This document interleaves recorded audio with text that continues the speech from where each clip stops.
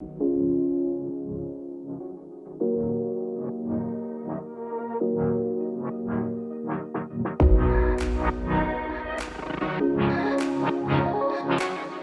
delayed. Doesn't matter. Yeah, it's a little bit delayed, but we can see the comments up there that come in.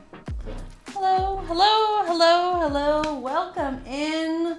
Welcome back to another episode of After Hours at Blondie's with my two best friends, the most energetic, warm, loving people in the whole entire world. And they were on time today, so round of applause. Yeah, we're both early. I was so proud. So proud. Crazy. Reid, welcome in. Welcome, welcome, welcome. And Mazen, welcome, welcome, welcome. Special guest. Cheers. What are we drinking today? We've got Citrusy caffeine, also Excellent. known as Mountain Dew. Mountain Dew. Ooh, I've great. got Raz Cranberry, La Croix, and you've got. Watermelon slush. No, I was asking her. Oh. This is watermelon slush. Your watermelon slush. Is that my DJ name? Oh, there we go. So just before we went live, we were just trying to figure out what Mazen's DJ name is going to be. And Unsuccess. I would like to just state for the record, highly unsuccessfully. I've asked this question to many people in the last little while. Oh no. And I've never been more disappointed in the suggestions than I was with you two today. So if anybody out there has a fantastic DJ name for Mr. Mazen, you just let us know. You just give us a little holler. So I thought for today would be fun and interesting is to chat all about international music around the world, what we liked about different destination, either festivals or electronic music or clubs and stuff like that. And we all have kind of gone to 3 totally separate locations. I don't think we've ever... In the last little bit, yeah. Yeah, we've ever traveled and partied internationally besides like Shambhala and stuff like that. Yeah. Not international, though. Not international, no. So, Together. not together. Do you want to start us off? Where was the last time that you partied internationally? Yes, so I was invited to a festival I had never heard of in my entire life. Ooh, that's always exciting. By a close friend of mine who had an extra ticket that they couldn't get rid of. And I just happened to be wanting to go to Mexico at the time, and this is called Paradise Blue. So Paradise Blue, I just said yes, because I had to give an answer in 6 hours. So I looked at flights, those found a last flight, minutes. it worked out, so I said Yeah. yes. And then I said, what's Paradise Blue?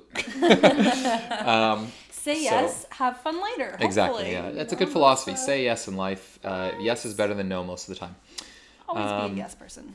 So Paradise Blue is Excision's festival. He runs it. DJ Excision.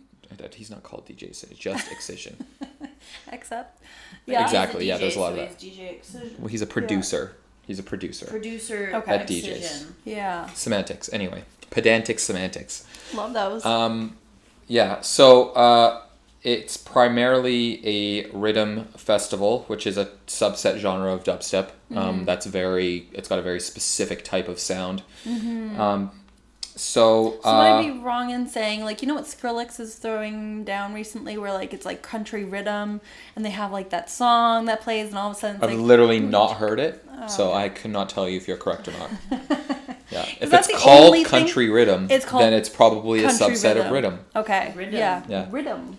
It's kind of like where Sounds. the drop is like wah wah wah wah wah wah wah. And everybody's just Yeah. like, Oh, God. Yeah, and they all, like, Yeah. bash their heads around and stuff. Yeah. Here, let me...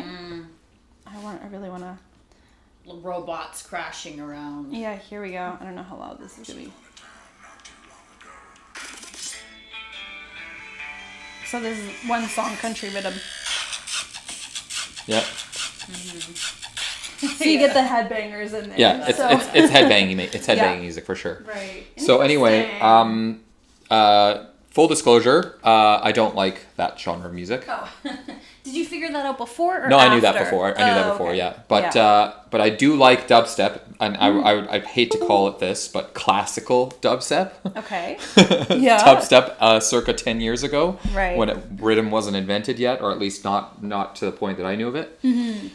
Anyway, that's fine. I knew it was gonna be that. And you know, I just because I don't like rhythm doesn't mean I don't understand it. It's high energy. It's, you know, very bass facey. It's like, you know, just like, you know, headbanger, like heavy metals. I mean, you know, I mean, it's a good energy type of thing. It's not like, you know, it's not like some ultra minimal boring music that you're just gonna be like, well, I'm out of here. Yeah. You know, even if you don't like it, you could still just go like this, you know, and just fucking get You'll into be entertained it, you know? no matter You what. could just get into if it, you're you know? in the pit, if you're in the amongst the crowd, you just get the energy. I think it was at like Rez or who was at Contact this year. That was kind of like heavy dubstep. Luna really loved yeah, it. it wasn't Rez. It was Subtronic, afterwards. Oh my gosh, something was like that that. when Karina and Luna were like holding hands like this? Oh, they're in the.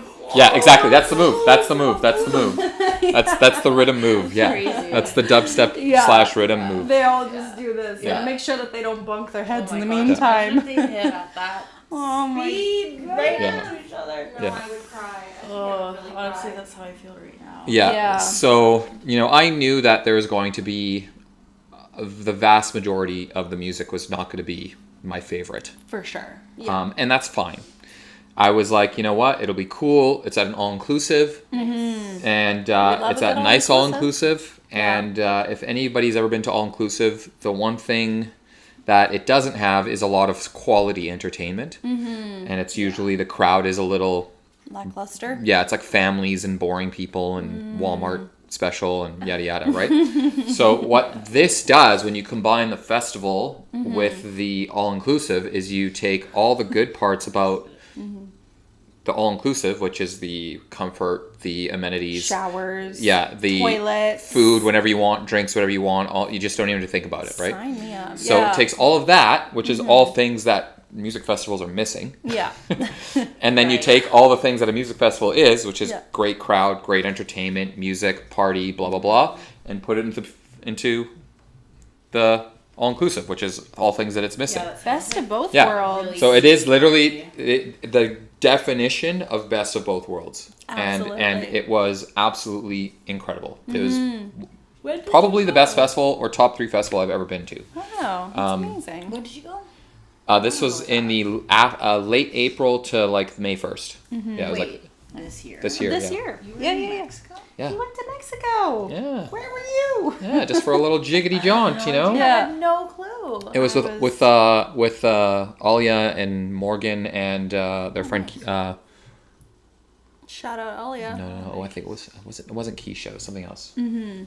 Fuck, her name's escaping my brain right now. Anyway. That's okay. But that sounds really Yeah, fun. it was awesome. So Yeah. So I mean, there was a lot of good music too. Like I'd say probably 1, 2, 3, 4, 5 or 6 sets that were really either good to decent to incredible, and then a lot of like so and Yeah. really only maybe one or two sets that I was like, this is stupid. Yeah. Oh. It was only so I mean so it was for the most part very good as far as the Yeah. music was concerned. Good enough, I should say. But the crowd was incredible. Like just everybody was like top mood, friendly. Yeah. Everybody was good looking. It felt like I felt like I was like you That's had to be a amazing. certain amount of good looking in order to even come to this festival, which is actually crazy. DJ Good It was mostly girls. Yeah. Like it felt like it was like 65 to 70% girls. Yeah. Honestly, They all it was like crazy. rhythm. If Well, you it's just ever- that I believe we even talked about this on the podcast. It's like that hard masculine energy. Like girls are attracted to it. You know what I mean? That's very true. Um, yeah. Yeah. So it's So anyway, and everybody was nice, and everybody was like so into it, like Right. so into it, because there was some I mean, sets. if you're There were some sets where it was all like the way it was to like it was Mexico. people were going there. It was a rhythm festival, and people knew it's a rhythm festival, and they were Yeah. going for the rhythm. Yeah. That's what they were there for. Dedication. Yeah. So even when they were playing like dubstep, like a DJ that doesn't play rhythm but plays more, let's call it classical dubstep. I don't know what you would call it. We're not Dubstep quite / electro dubstep. Anyway, aficionados. whatever. Yeah. The crowd was kind of into it. They'd be like, Right. "Yeah, we're partying. It's having a good time." But then they'd do a rhythm drop, and everybody's like, just like lose their shit. Like I was Just like, going and I'm like nuts. looking at the crowd like, This is clearly a rhythm festival. Yeah, like this, they are here for their wah wah wah wah. Like they are here for that. If you just played that for like 10 hours straight without even the rest of the music around it, they'd probably be happy. They would be so jazzed about that. Yeah. So, and the way they did it is they had 3 different stages, but only one of them was active at a time. So the day party was at the pool, and then the evening party was on the beach with the big, huge main stage, and then the after hours was in the hotel lobby, which was a lot smaller. Oh, okay. And that was how they formatted it, and I kind of like that. Like, how did you like it? But what I envision about that is kind of you have your crowd, and you kind of go with all your people, and you're all the same thing at the same time. Everybody's at the same thing, because the festival is honestly not that big. Their capacity is based on the festival's capacity. So I think, I mean, it's hard to really gauge it because there wasn't everybody at the stage at the same time ever. I feel like there are tons of people just partying in their hotel rooms. There's a lot of that going on. Not that I got to experience any of it, but there was a lot of that going on. Okay. So I would say I would peg it anywhere between 4 to, at the very, very high end, 8,000 or 9,000 people. It was not that busy. Wow. It's not that crowded, not that crazy. I mean. Yeah. We're not talking Shambhala. We're talking a little bit bigger than Base Coast. Yeah, like if you filled filled up Pagoda completely to the point where it's like stuffed and like leaking out into the downtown, that would have been the biggest crowd at that festival. And I guess everybody's flying in from international places. Yeah, it was I would say it's predominantly Americans. I'd say if I would hesitate to say it was any less than 70% Americans. But there's people from all over. We met people from Ireland, we met people from Germany, we met people from everywhere. Yeah. Like Australia, from like all across the world, right? And it was, I mean, I can go on and on about it, but it was so good. I'm planning on going next year. That's how good it was. It's a festival where I did not like the music for the most part. I know Rufus and I would still go. Like fascinating. Yeah, so I think I would do that. I would do that too. So much fun. Yeah, but the reason why I'm like not looking at another festival that's also an all inclusive is that the crowd was just so good at this festival. The crowd was insane. Nice. Yeah, it was very much like top festival crowd. Wow. Like it was like the vibes at Shambhala back in the day. Really? You know what I mean? That's amazing. So I was just so impressed by the crowd, and that would be the main reason I'd go. There is one at the same hotel resort that Dead Mouse and Cascade do. Ooh. So that one's very interesting. Yeah. Both of those two can be highly disappointing live. Really? And incredible live. So it's a roll of the dice. Yeah, it can No, Cascade and Dead Mouse. Both. Yeah, yes. They can be absolutely incredible or highly disappointing, and it's a roll of the dice. You have no idea. No, you have no clue. Yeah, you have no idea. It doesn't matter what the size of the show is, doesn't matter what the venue is, doesn't matter what time of the year, if the moon's an equinox or Jupiter's fucking microwave going over the micro. Yeah, exactly. None of that matters. You have no idea what they're going to do until it's too late. It's awesome. So, and you're there and you're committed. Yeah, exactly. Was it just all rhythm, or was there any other genre? Okay, so it was, I would say, at least 80% rhythm. There was 1 or 2 sets where they played bass house or bassy electro house. There was Black Tiger Sex Machine, which is a combination of all kinds of genres, but it's mostly electro. I would say they're predominantly electro. Yeah.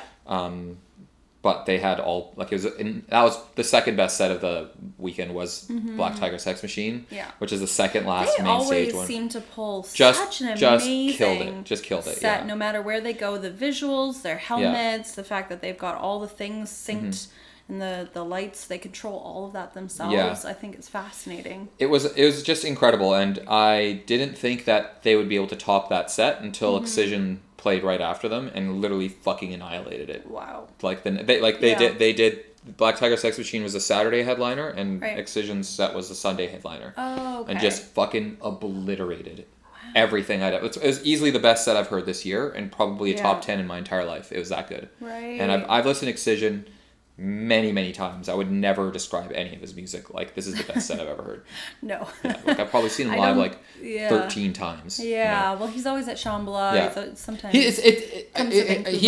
he plays 3 sets that weekend. Oh wow. Yeah, one each day. Yeah. And the other 2 were like in the top 3 or 4 sets of the day. Right. For sure. If not like way up there. But like that's not saying much. You know what I mean? It was like, okay, it's not rhythm, that's a touch. I mean, he does play some rhythm, but it's not predominantly. He's just He does his own. He sprinkles it around, and his Yeah. his music is not, as far as I know, I'm really not a big Excision listener. Let's be honest. But it's not really. He doesn't like. It's not like all rhythm, as far as I know. But that being said, his final set, which is I think 2.5 hours, was non-stop musical journey. It was like everything from like old school dubstep to rhythm to hard rock to electro to. It was just literally non-stop. Mind blowing. Like I was like me and the people in the crowd next to me were all just losing our shit. Like it was like just so surprising. it was insanity. I mean, though they weren't necessarily surprised. I was surprised, but they weren't necessarily surprised. Yeah. It's Excision's festival. I think they're all fans of Excision. Let's be honest. I think they would like him. Yeah. Hopefully they would like him. Yeah, I mean, so- that's without saying like somebody who would, you know, us, we would never really listen to him, be able to go to a festival and still sound like we would enjoy it very, very, very much. I think you would. Honestly, Yeah. I think anybody would. Definitely. To be honest, yeah. I think anybody would, as long especially if you just, let yourself go in the experience. I mean, if you can enjoy Bass Coast for the music, Bass Coast was not even close to this. Really? Not even close. Yeah. It's not even in the same stratosphere. Yeah, that's how good it was. Like, the crowd's way better. The fucking vibe was insane. Yeah. Plus the fact that you can All shower inclusive. 3 times a day. And it's Mexico. Drink whatever you want, whenever you want. It's beautiful. I literally, like, there's a coffee bar open 24 hours a day. That's how I sustain myself. I just go have coffee and muffins. Like, it didn't matter. Yeah. Just, all inclusive. And you can just have all of it as much as you want. As much as you not want. have to worry about how are the lines. Crepes everywhere. Crepes? I was having crepes all the time. Oh, you love crepes. I love crepes. Ice cream, as much as you want. Oh, if anybody out there doesn't know, Mazen is a this candy is good. fiend. Yeah, He loves his love sugar. the crepes. Yeah. Great. Anyway, so it was just like, Did you have any of the crepes at Shambhala? I heard some really, really, real bad stuff about the crepes. No, I did. I had crepes every day. people are No, like, not Shambhala. Sorry, Bass Coast. Oh, yeah, at Shambhala. Yeah. They were so bad. Oh, They were were they? like all these posts in the group, like, has anybody else been personally victimized by the crepe cafe? Like all these, and people like posting pictures of their crepes and just saying it tasted so gross. No, the ones at Bass Coast were amazing. I had Yeah. at least one a day. I At think least I one a had day. one. Yeah. I think I at least had a bite of one at Bass Coast. Yeah. They were good. Yeah, the food significantly was way better at Bass Coast. We talked about that already, though. But it's nice to have good quality food around, and you just feel so much better after. Yeah. That was part of my gripe about Shambhala. If I forgot to mention that last.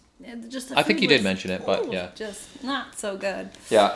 Yeah. Anyway, so that That's was fantastic. my experience. I would definitely do it again. I would definitely highly recommend any of these festivals with the all-inclusive. It's not cheap, but honestly, if you're comparing it to Shambhala, it's, for me, because I did Shambhala with Shambhala Lodging last year, which I got at a discount because it was used, but it was the Bella Lux, so it's the expensive one. Yeah. I think I paid $750 for my portion of that, and my ticket, which was another $550, whatever it was. Oh. Plus, my expenses pricey. there was probably close to $1,500 to $2,000, or in that range.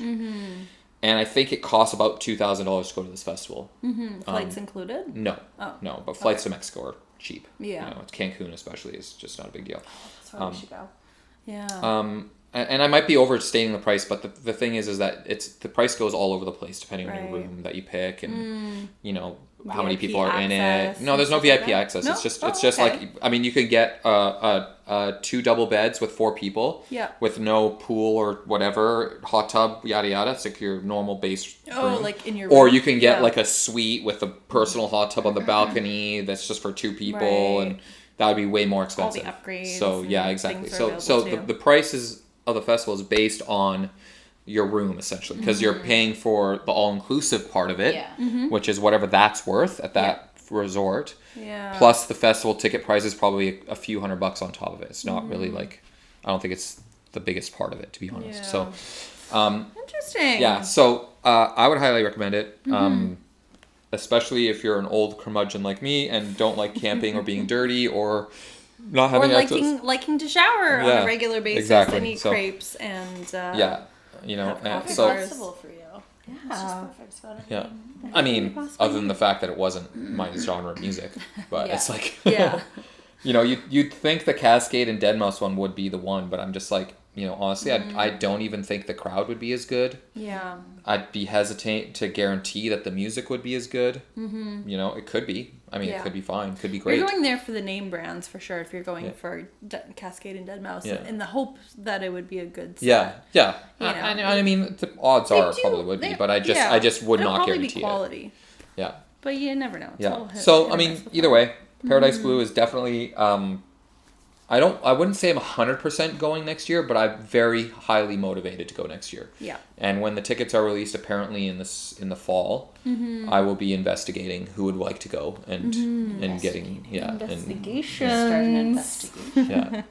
I've heard a lot. I've asked a lot of people, and they've all said they're interested. But I'm sure once they see the cost, they'll be like, "Oh, everybody's interested in that. They see the price tag." Oh my gosh, Yeah. And when I was in Mexico, I also did some clubs and stuff that were unbelievable. I mean, Tulum is, everybody knows the reputation of Tulum. The venues are brilliant. Right. Fucking brilliant, you know. It's expensive, and getting drinks was a pain in the ass. Thankfully I don't drink, but even trying to get pop was a nightmare. Oh. So, it's like $11 for Coke. So, Coca-Cola. Yeah. So, it's a pain in the ass. So, that being said, I mean, it is what it is. The venues were brilliant, right on the beach, some of them, or in the forest, and like just so beautiful, and the sound quality is great. The music was awesome. Like it was just. I also went to a house party in the middle of some, compound where billionaires live, and it was insane. So I remember you saying that you're so jazzed about that. Yeah. I would be too. It looked gorgeous. It was insane. It was one of the best parties I've ever been to. Yeah. It was crazy. It was absolutely crazy. Yeah. The only bad part about it is like it was just so hot that time of year. Right. Like by the time like the morning. When did you go? Was April? Beginning of May, end of April. Yeah. And it was literally like 36, 37 degrees. Ooh. Like it's crazy. Yeah. That is insane. Yeah. Yeah. I was in Seville, Spain, and it was just like in the middle of the day, like 35 degrees. I was like, how does anybody survive? Yeah. I was like, I'm going. When we were at Paradise Blue, Ollie and I would sit at the bar, the poolside bar, which had a cover, and just fucking drink the whole day and listen to music. Yeah. Yeah, and it was awesome. Like we would just sit on the stool and just chat with people and order these slushy drinks all day, and then just we would just hang out there for hours. It was so much fun, just talking to people and listening to tunes, and had the best time. It was so much fun. That is lovely. Oh look, there's a naked guy over there. I'll take it. A naked guy? Yeah. Where? Oh. Right straight ahead, or is that a chick? I don't know. Oh no, she's wearing a dress. naked? I thought it was naked. Oh. Yeah, skin colored dress or whatever. Mazen has an eye for these things. Can you see? The camera's probably in your way. Oh. Yeah. Anyway.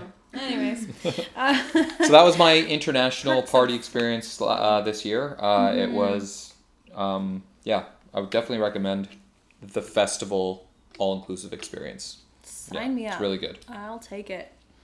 Miss Reid. Where have you been? Miss World Girly around the world?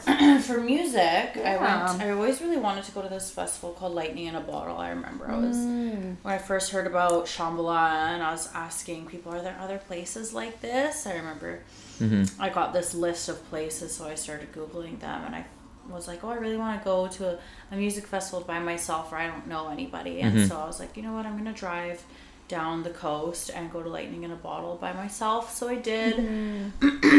Like, it was such a beautiful drive going down the coast, left in my car. Yeah, it's great.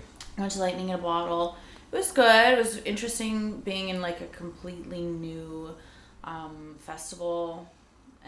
Without a guide without any guide, and like I also didn't buy a phone plan down there, so I didn't even have like my phone working. Oh my god! Oh really? So I was like just super raw dogging it. Yeah, and I didn't have any I was sleeping in my car. I didn't have a tent or anything. I didn't have really much food, and I didn't have much money either.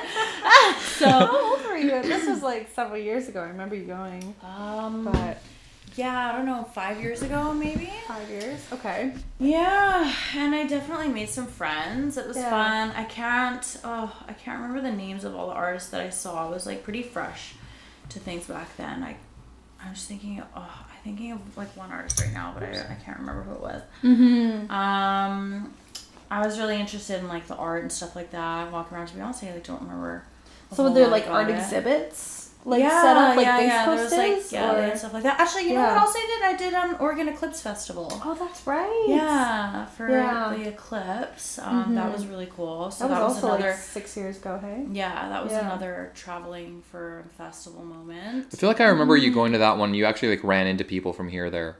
Oh yeah. I think you coordinated to meet up with them. Yeah. Yeah, because there was a whole bunch of Vancouver people who would always. Yeah, I think Zach was there and somebody else was there maybe, or I don't know. I don't remember. Seeing Zach there, but we did have a big Vancouver crew at Envision in Costa Rica. Yeah, that's typical. And I did that one 4 times. Yeah. And then I would bunch them together and I would do Bamboo Bass Festival and then Envision. Because Bamboo Bass Festival was also in Costa Rica, and so I volunteered for Bamboo Bass Festival for 1 or 2 years. Yeah. So that was fun. I got to Bamboo meet, Bass. Where's that? Also in Costa Rica? Yeah, I was in Costa Rica. So is it at the same festival ground as? Yeah. No, it wasn't. It was. I guess like my memory's so bad. I hate when I'm trying to tell stories. I'm like, I don't know. That's okay. Yeah, I don't know. It wasn't the same festival ground, but it was nearby, so it was kind of fun. I got to like volunteer, and we set up, like did all the decorating and like worked during the festival, and it was like, you know, a new festival, so it was pretty chaotic and disorganized, but it was really fun, and we met some really cool people, had a little Bamboo Bass family, and then, you know, everybody does Envision after that, and Envision's a little bit of a survival game out there, like, oh my god, the bugs and the spiders and the weather and like the accessibility to a shower and like that heat, and it's like humid there too. You know, like Mexico's a little bit more dry. Costa Rica's humid. Yeah. Is it more like you're just like always wet? Like just wet. And just or like moist. Thailand, just everything's always wet. Yeah. You go in the ocean to cool off, but then you come back out and you just got crystallized salt dried up all over your skin. You're like, this is worse. And torrential downpours, which bring all the spiders up. Yeah, but I don't know. And did you? But you went 4 times, so. First 2 times I camped. Last 2 times I stayed in like a bungalow kind of. Did you bring your camping equipment down there, or how'd you get a tent? I did bring. I brought it. I went backpacking style and just brought it all, carried all of it. Like, oh God, I would never do that again today. Like, what? That's wild. Who was she? It's crazy how motivated you can be to suffer when you're poor.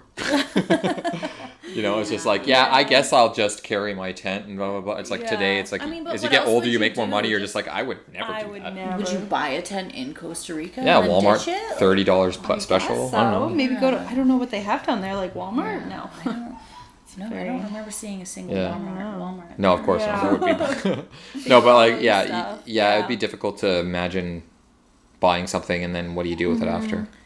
So what was your favorite part about the festival? What kept you going back for 4 years? And you would go again today too, right?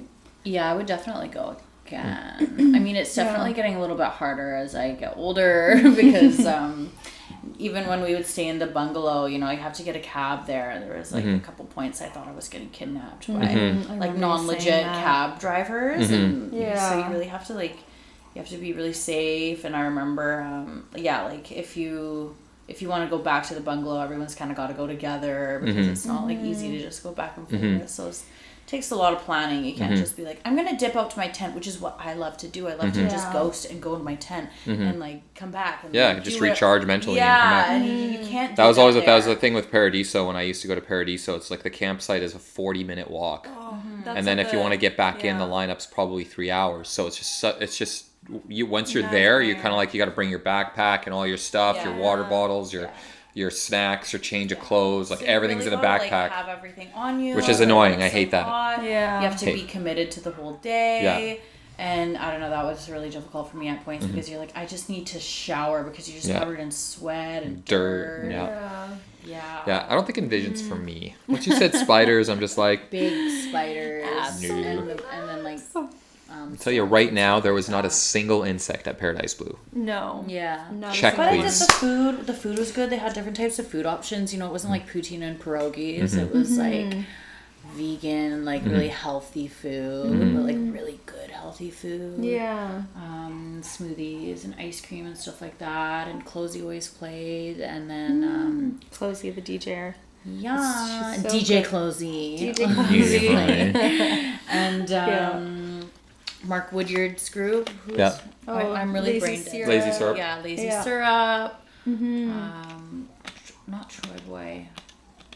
Yeah, a whole bunch of artists that I got to know over the years. And there's a big Vancouver contingency that goes there all the time. Yeah, and especially after like now having gone 4 years, like there's people that I would see there every year. So you just kind of it's kind of the same vibe as like Base Coast Shambhala, where there's people the people that go all the time, or the people that make it. Yeah. Like I'm all the way in Costa Rica, and I feel like I know people like I do at Shambhala. Yeah. So I don't know, it's just really fun. The ocean, the sunsets are gorgeous. Sunset parties like every night on the beach, and everyone's just singing and dancing, having the best time, and people are selling like locally made food on the beach, and I don't know, it's really fun. Good vibes. Special. It's sounds like worth the enduring. A little bit more, I'd say, like hippy dippy, like cacao ceremony, woman's tent, which I love that stuff.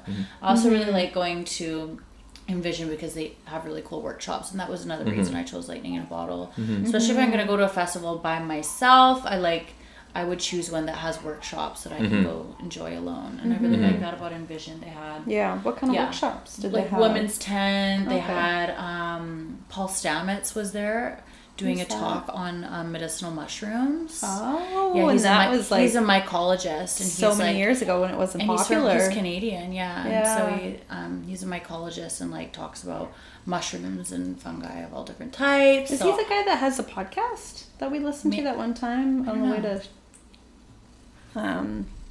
I don't know. Oh, okay. I was really into it for a while, so it was, it could have been. I don't know.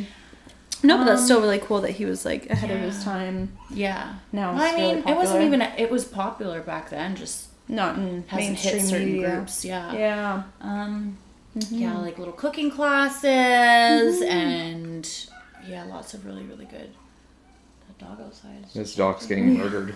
Yeah. Anyway. I don't know. There's like a naked lady over there, and there's dogs going on, sirens going off. She definitely looks naked. It is hopping and popping today, you guys. Yeah, the West End is on fleek, as the kids would say. Pride is not done yet. Pride is not over. Yeah. The Pride Parade actually started like kind of on this street here, so I kind of just stayed home and watched a lot of it. That'd be nice. Yeah. That'd be enjoyable. Yeah, it was very over nice. And having some drinks and food. Anyways. But yeah, those are my lovely experiences. Looking back on it now, I'm like, oh wow, I can't believe I did that. You've done a lot of festivals, actually. I know. You've probably been to more festivals than I've been to. I love festivals. Yeah. I love them so much. Yeah. I love them so much. Yeah. What is your favorite part about them? Like, what was your obsession that you're like, oh, I know everybody's all about the music, and I do love like my artists, but like if there was no artists, I'd still go back because I'm like, I love just like hearing people's stories and having interesting connections and just the art and dressing up and being silly and just being in a place where you can kind of like feel like you can really be yourself, like your weirdo self, and people are going to join in with you and not judge you. And I also felt a lot of the stuff that I was interested in and the hobbies that I wanted to try or things I wanted to get more educated in, they have like free classes and courses and stuff for you to learn there. And I just felt like while I'm having a good time partying, getting fucked up, being weird and dancing, I can also like learn about a whole like array of different types of stuff. Topics you wouldn't I always normally thought that was come really across. cool. I don't know, just to like, it's like an adult playground. You know? Yeah, very much so. Make your brain all crazy and dance your heart out and meet some cool people and stuff like that. Yeah, that's awesome. Yeah. What about you, Polly? Where'd you go? Where have you been? She's been to Alberta. Alberta. Road trip. Road trip. And that's pretty much it. Yeah.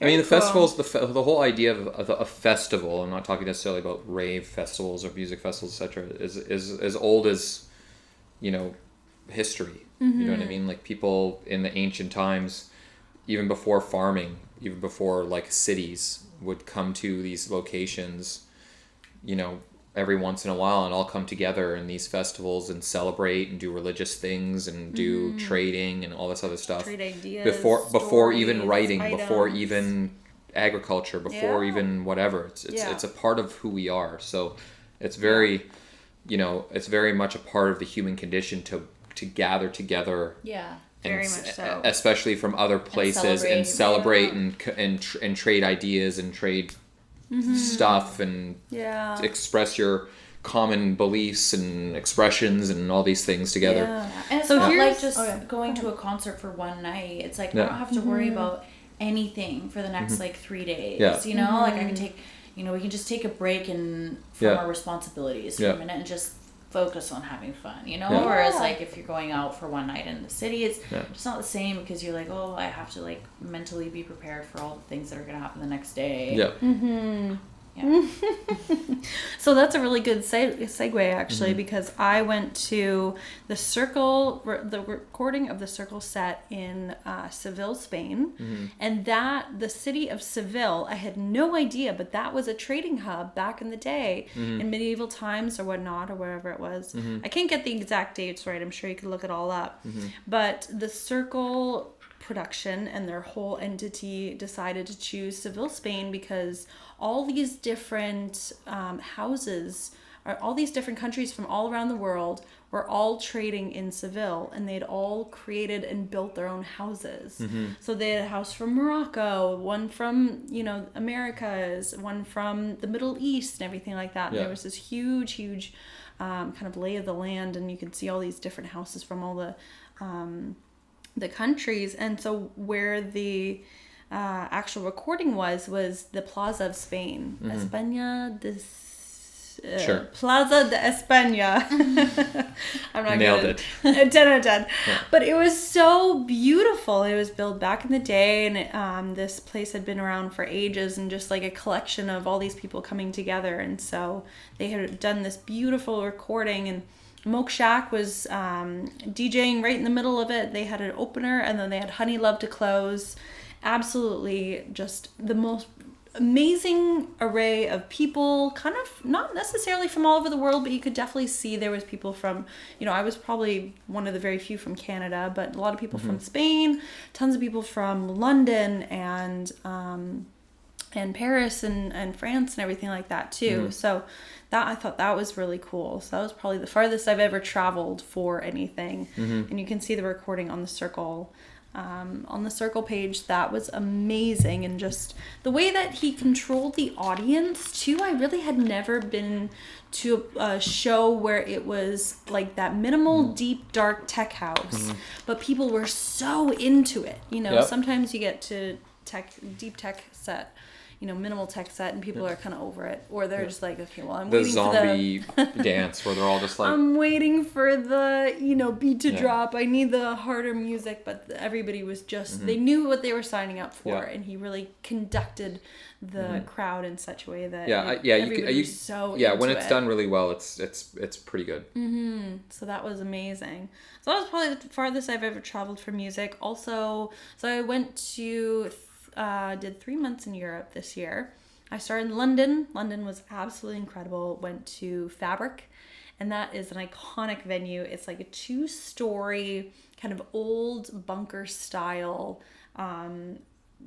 rooms, and there's I think 3 or 4 different DJ setups and these various little alcoves, and you kind of just wander around the corner, and all of a sudden you come into this room and it's all bricked out, and people are just standing there in the dark listening to their techno music, and it was just so fascinating to just kind of all of a sudden stumble into like different worlds as you kind of move throughout the rooms. Bigger, there's no cell phones allowed there, and I thought that was really cool. So you can't really take pictures or recordings. Keep it in your bag. You just can't have your phone out. You can't have your phone out. They'll put stickers on it on the front of it as you enter in. Security is really tight too. Like there's so much security at these places. It's insane. London's very secure. I thought that was really interesting.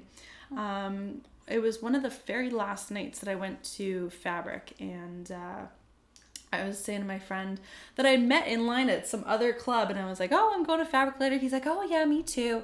I was like, well, I'll probably see you there. And then we got each other's numbers and just kept running into each other at different venues all across the city that night. It was just so random, so meant to be. He was so sweet. Shout out Arthur. He was awesome. And there was this one last set at the end of the night. So I got a little video really quickly. Don't tell anybody. Ooh. But I kept meaning Straight to to leave. jail.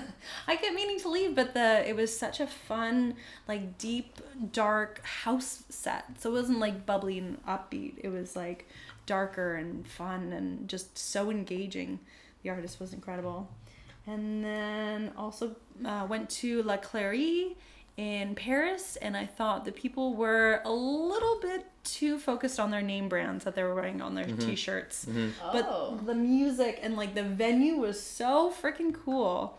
I really enjoyed that, but the crowd was not as into it as I was.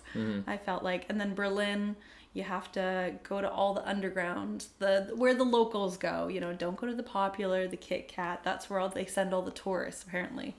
I went to About Blank and Renata, and I heard those are really good, and I fell in love with techno music. It was just an experience that I've never had before, and you don't really have that here. We don't really have any like very techno focused, heavy. Well, like, we have Vantech trying to be that for sure. Yeah, but Vantech. Well, you have to limited success. really. Okay, sit down, please. Sit down. Sit. Go ahead. There you go. You're cool. Yeah, so you don't really have like, besides Vantech, which is the underground, or like there's I can't remember what it's called, but there's another one. They bring in techno artists, and it's very underground. I've never heard of it before. I've never heard of it again. Oh. Here in Vancouver, so if you ever want to go. So I never heard of it before. Never heard of it before. Yeah. But yeah, you really have to find the underground there. But just the way they set up all of their tracks and how they led into each other, and techno finally made sense being in Berlin. I felt like just because they pulled out a side of techno that I never heard before. You know, you hear all like the earth shattering, like, but then if you get into a room where that's meant to be the theme and all the people are there for that theme, you kind of get into that energy a little bit easier. For sure. You'd fall into it. Yeah, for sure. And I thought that was fascinating. And that should be my DJ name. DJ, never heard of him. Never heard of him. We'll never hear of him again. No, I'm just kidding. No, I'm excited for you to DJ. But yeah, that's my international experience. I think I went to a festival I actually went to a festival in Paris. And it was really cool because it was a circus venue. It was an active circus, but they had turned it into a music festival. For that weekend. And so there was a whole bunch of people there, and there was this one girl throwing tunes down like you'd never heard before. I thought it was really interesting. Very fun. You know, just I think over there they don't really focus on, you know, the looks or the cell phones as much. Like a lot of places, cell phones are banned. People don't really take out their cell phones to film or anything like that. I just really appreciated that a lot. That's probably why you don't see a lot of that footage on like social media. No, not at all. You get your one photo, you get snap in, snap out, you're done. Who really spends time looking at all the fucking videos? Well, I look at my own videos back, but I don't know. But I don't nice look to at have it just to be able to like recall. I don't look at other people's though. I don't really care. I'll look at my own. Yeah. But that's it. Yeah. Good times. Good times. I mean, I've been to other festivals in the past. So internationally, I've been to EDC. I've been to Paradiso. I've been to. Oh yeah, I've been to Paradiso. Yeah. The Weekender, Above and Beyond Weekender. I have not done that, but I wanted to. So last year was incredible. Yeah. Sheen went this year. Absolute bummer. Yeah. So again, I guess it's like Cascade and Deadmau5, hit or miss. I mean, Above and Beyond usually I've seen Above and Beyond like 13, 14, 15 times. I can't remember exactly, and they're always good. Yeah, I mean, but that's yeah. And again, like the problem with that type of festival as a trance festival, that crowd is just going to be mostly dudes. It's mostly dudes. Yeah, I mean, especially Above and Beyond. It's mostly older dudes. At the Gorge, it's so freaking hot. Mazen's already unsettled. As an older dude, I can attest you don't want to be around a bunch of older dudes. Fair enough. Yeah. No, I feel like, I didn't really notice last year that it was a lot of older dudes. But, it's just too bad that it was so unpredictable. Sheen said it was not as good as last year. Yeah, fair enough. Yeah, that's what that was. Yeah, and then they had No, that was a different festival, but they had that issue with the shooter in the festival, was it? Yeah. That wasn't Above and Beyond, though. That was just a different festival. No, that was in June, yeah. I want to say. Base Canyon? Was it Base Canyon? Yes, it was actually. Yeah, Base Canyon at the far outside camp. Yeah, camp, yeah. Yeah, so it wasn't even in the festival grounds. Yeah, either way. Yeah, so, yeah, I mean... Yeah. Yeah, I mean, I could talk about EDC briefly, but the last time I went was, I think, 2012, I want to say. And it is just the most insane thing you could go to. Back then, it was like, that was before... At that time, it was the biggest festival in the world. It was like something like 250,000 people at its peak. What was? EDC. Really? Nowadays it's even higher. I think they go up to like, and like, and like Tomorrowland's in the 300 plus range. Like there's bigger festivals. Ultra gets pretty big now, but I really want to go to Tomorrowland. Like I remember, I would go to Tomorrowland. Yeah. I would too. I think, but I don't. It's not super high on my list. Yeah. But yeah, the thing I remember, fucking Polly, you loser. Okay, stop. Okay, yeah.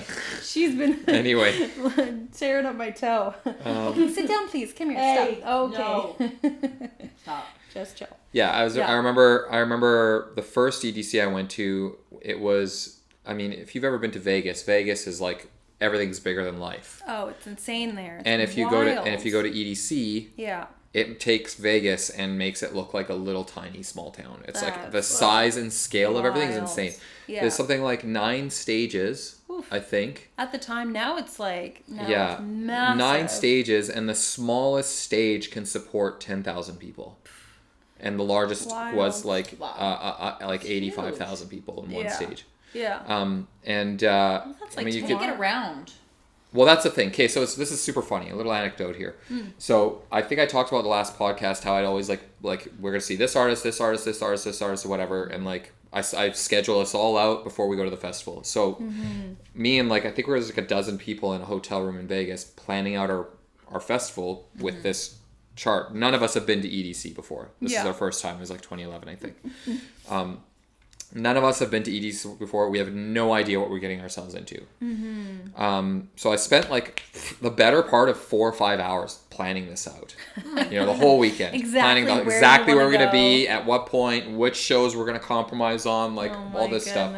Yeah. You get there, and it's just completely useless. The first thing is that if you want to go from one stage to another, it's a minimum of a 15 to 20 minute walk. If you want to go from one end of the place to another, it could be 40 minutes. Yeah. Well, if the sets are an hour each, well, good luck trying to get to the set without missing half of it. I'll pray for you. Just forget about it. Yeah. Yeah. The other thing too, with a festival that big, I don't know if they've been able to cope with it now, but at the time, the cell phones could work. There's just too many people on the towers. Yeah. And the crew went last year and they said they had such a shitty time. They had to put their time stamps of when they were sending. That's exactly it. Yeah. You have to have a meeting place and a plan. You have to have a meeting place and a plan. And we didn't have that because we had no idea. So the thing is you could be walking with your group and get distracted like a squirrel at something shiny over there for 10 seconds, and you turn around and your crew's gone, and you will never find them again. Yeah. And if you're trying to text them, like the text could go through in 40 minutes, could go through in 2 hours, you're unable to have a conversation. No. It's impossible. Wow. Impossible. So there's no way to coordinate. So the only way you could do it is you can be like, okay, if we get split up at 3 o'clock or whatever, pick a time, meet at this spot. Everybody, whatever you're doing, just meet at this spot. If we're all together, that's fine. But if we're not all together, which is not going to happen, you're almost certainly going to get split up and not find each other again. We're going to be at this spot. So that's the only way you can do it. Or if you have walkie-talkies, you might be able to get away with walkie-talkies, but so many people are probably there with walkie-talkies. Yeah, you'd have to be on a frequency that's, try to get off one that other people are on. Anyway, so the aliens. Yeah, the fact of the matter is that just the sheer size and scale of the place was unbelievable. Like it's too big. It's too big. It's I would say it's worth doing once at least. And I might go to it again because the way they do it now, because I don't like the fact they have to go to your hotel and back. It just takes too long. Like there's so much traffic. It's just a big pain in the ass. Yeah, but they actually have it's expensive, whatever. It is what it is. But the festival now has like an on-site campground where they pre-set up tents. and it's like in the parking lot. Really it's nothing. Hot, though, Yeah, but whatever. You're gonna be. Yeah. I mean, you're gonna be in Vegas anyway. You're gonna be at the festival anyway. It's like just. Yeah. Or I mean, I don't know if they have an RV option, but if you can get an RV and go park in the parking lot, that'd be sick. That'd be fun. That'd be so sick, and then you don't have to leave the festival. No. You know, you could just go and come back. It would be so sick because they have showers and stuff there, and I think the campground, they had a pool there with a stage as well. Like there's a pool. You could do pool party at EDC now. So there's a lot of things about it that I might be potentially interested in going if I wasn't banned from America. Obviously, we've talked about that before. Not on the podcast, but yeah. So yeah. Anyway, you just need I'll address it. It's fine. Whatever. Yeah. He didn't do anything wrong. No, yeah, he's not on the run. No, yeah, it's pure bullshit. Anyway. He just needs a good lawyer. Yeah. So anyway, EDC is crazy. Like that is an interesting experience just in the sheer.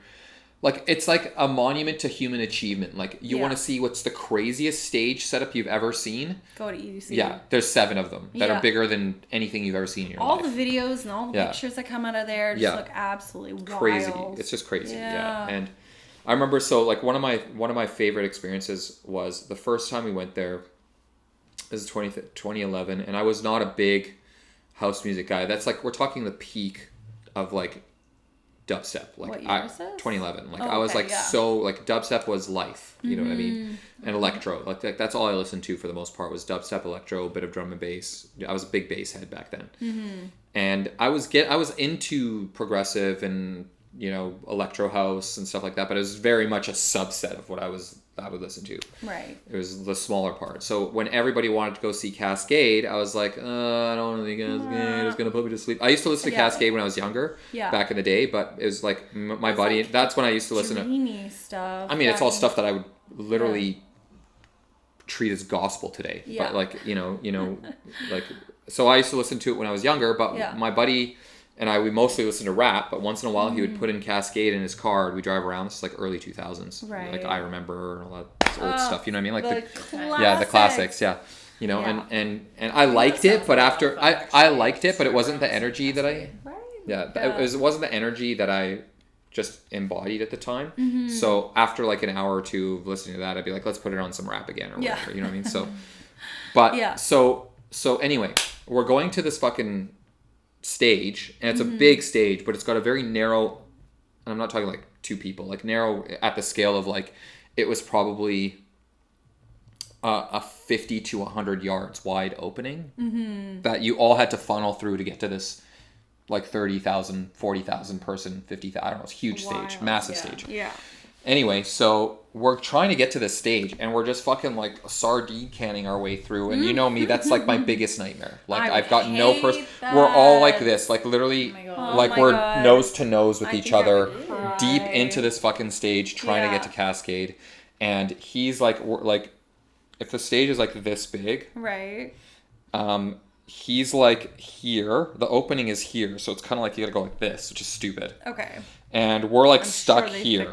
We're like stuck here. You're right. Yeah, so like we're kind of looking at him side of his face with 20,000 people in front of us, and we're just sardine canned. This is the most unideal situation for me to enjoy myself. And you would hate it as well. I would hate it. Yeah, I would absolutely. Anticipating that you would not. Yeah, I was like, I don't even want to listen to this. I'm just doing this because all friends are here. Blah blah blah. And we're all like sardine canned.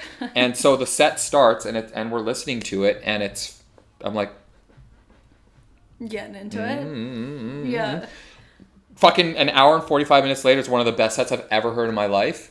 And I've actually re-listened to that set, I kid you not, 5,000 times. Wow. I've literally memorized it. Yeah. Like it's I think I still have it downloaded somewhere. Dude, in your It sleep. is one of the best fucking sets, and it's like a very high energy. It's not a redo set. It's like definitely a high energy, like banger kind of set, with all his classic tracks and stuff like that. It was unbelievable. It was so good. What a good surprise. Yeah, exactly. And that was like so crazy because everything was conspiring for me to not enjoy myself. And there are very few sets that I've listened to as many times as that set in my life. Where did you listen to it on?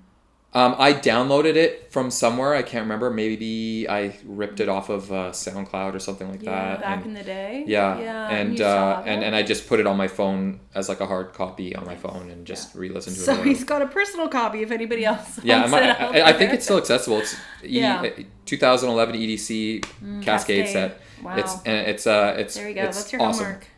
Yeah, it's awesome, and it's yeah, it's a musical journey for sure. And I fell in love with Cascade that day. You know, even though I used to listen to Cascade casually before, like I fell in love with Cascade that day, and it was just like something about that. Sometimes those sets just really get your heart, and then all of a sudden you're just in love. Yeah. Troy Boy was like that for me. I fell in love with Troy Boy. This one set I saw him, I think at Shambhala. Loved him ever since, but his sets were not the same after that. Yeah. But I still am in love with him as an artist. He's got some fantastic songs. But every time I've seen Troy Boy, it's top 3-4 worst experience I've ever had. So, yeah, it's gonna be a hard pass for me. Fair enough. Yeah, fair enough. But that's okay. Yeah. Teach their own. Teach their own. Yeah. Yeah, I remember. I mean, while we're talking about international experiences, that first time we went to Vegas with me and Kyle and those people, we had booked a bunch of pool parties in advance that we wanted to go to. And the story of this pool party, like I could tell you the story of this first party. It was at Marquee Day Club. Or sorry, no, it wasn't Marquee. Sorry, it was Encore Beach. Okay. Encore Beach. Great place, by the way. And like I've got stories upon stories that I can go on and on and on about this particular experience that would blow your mind. But the key thing that I wanted to talk about on this one was I went into the pool. Like we had a big crowd of people. We went with like 6 people or 8 people altogether. All from Vancouver. But we met with like a group of people, and like our crew at this table was like 20 people deep. Right. So we had like a bunch of people that we were with, and I was just like, I forgot.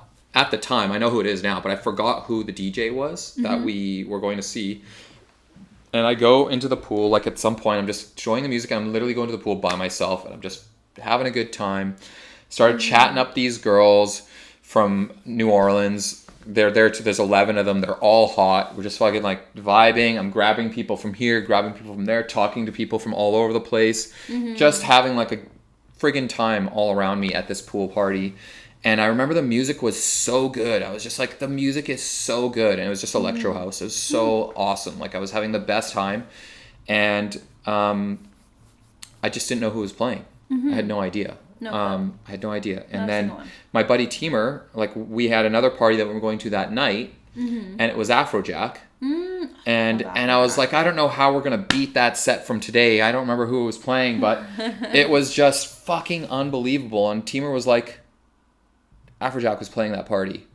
I was like, no kidding. I didn't know Afrojack that well at the time. Again, this is 2011, so I'm dubstep all the way, right? So I fell in love with Afrojack that week. And that same week we saw Skrillex live. We saw Skrillex this is early 2011 or mid 2011. He was still, you would consider fairly underground at the time, but coming up quickly, very quickly.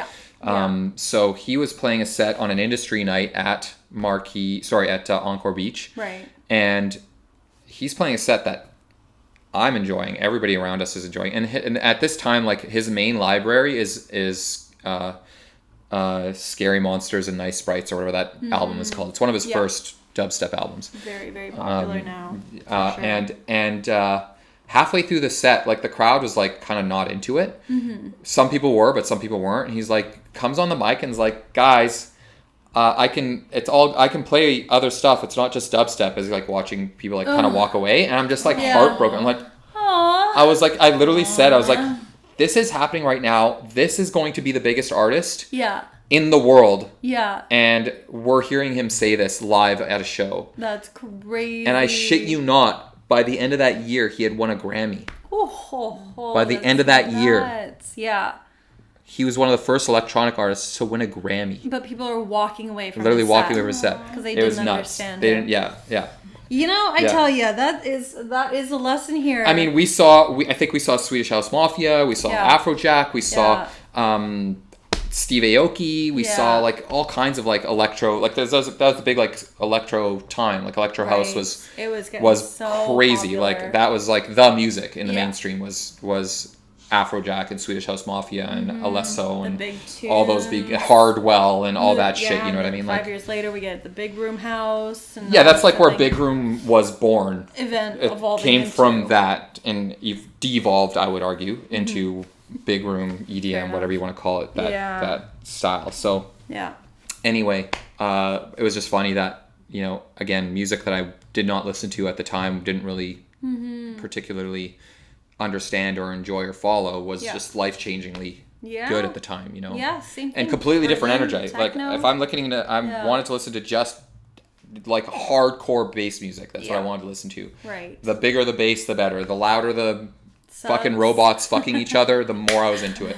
And Afrojack and Cascade and all these other sounds are just so far removed from it, but I was fully into it. Right. Fully into it. You know, fully fell in love. Yeah, exactly. Yeah. Like I just like, it was just such a transformative experience, you know. And I mean, the nice thing about going to these places where, you know, people from all over the world are going is, even if you're socially anxious, you can literally just walk up to somebody and be like, hey, where are you from? Yeah. And doesn't matter what the answer is, you can have a conversation about it. Start chatting with you. Yeah. It doesn't matter where you're from. Doesn't matter what the answer is. Yeah. Literally could be exactly from where you're from.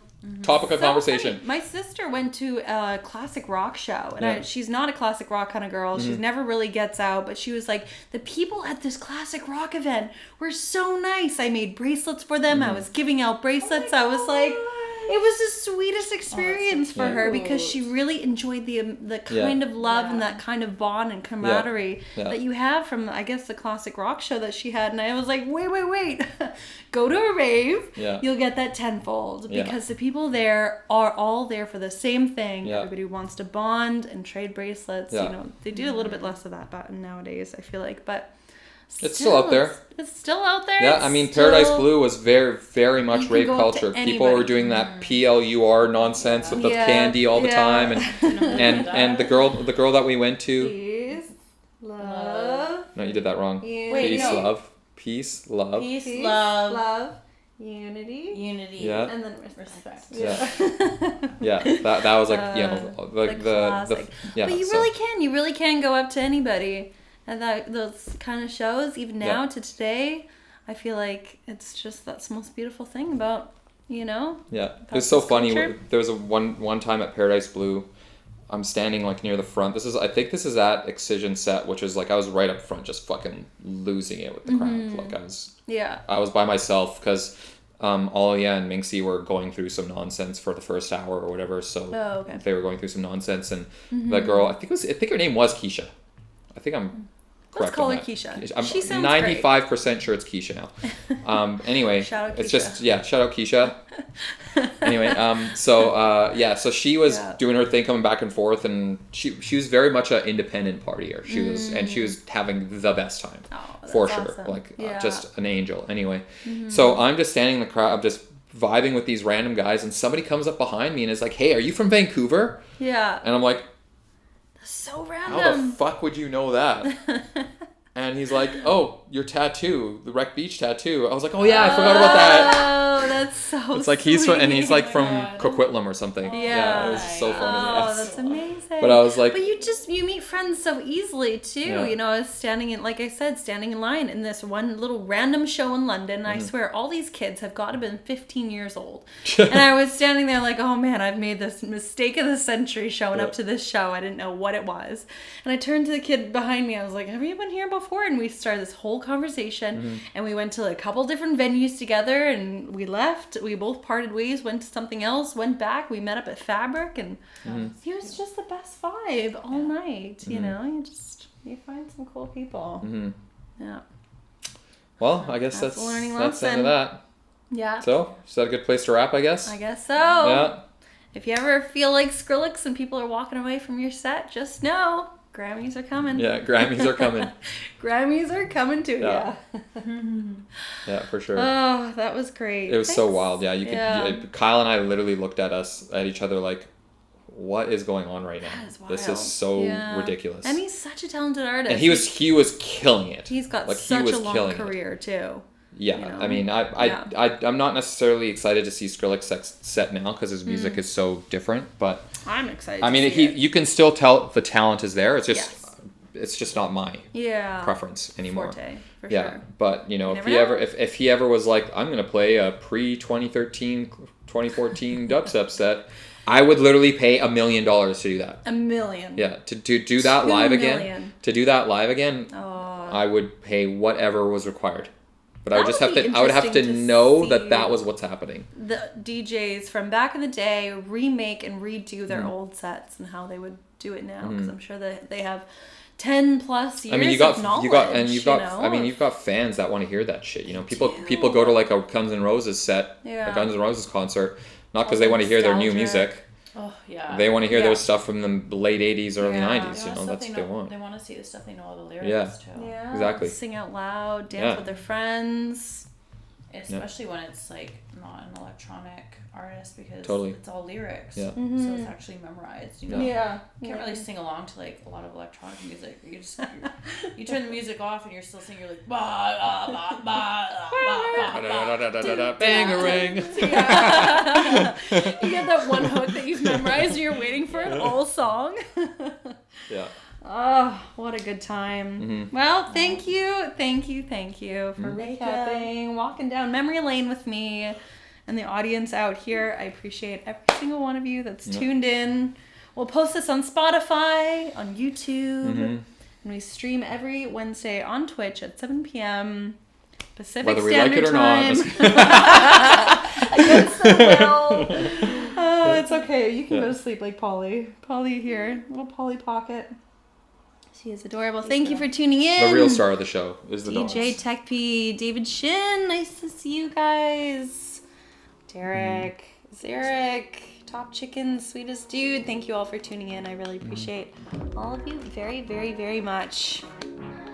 Good to see you. Thank you. See you next week. Bye.